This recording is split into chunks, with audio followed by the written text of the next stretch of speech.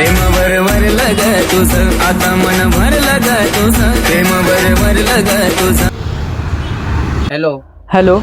कुठे आहेस? हा 5 मिनिटं फक्त आलोच.